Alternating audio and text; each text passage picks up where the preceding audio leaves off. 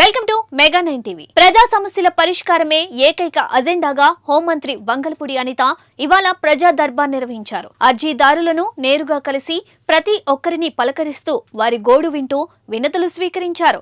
హోంశాఖకు సంబంధించిన సమస్యలపై అప్పటికప్పుడు సంబంధిత శాఖ అధికారులను పరిష్కరించాలని ఆదేశించారు.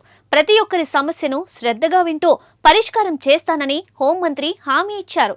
పాయకారావుపేట నియోజకవర్గ ప్రజల కోసం తన కార్యాలయం ద్వారాలు తెరిచే ఉంటాయని, ఎప్పుడైనా కలిసి సమస్యలను తన దృష్టికి తీసుకురావచ్చని ఆమె ప్రజలకు వెల్లడించారు. తక్షణమే సమస్యల పరిష్కారానికి యాక్షన్ ప్లాన్ సిద్ధం చేయాలని అధికారులను ఆదేశించారు.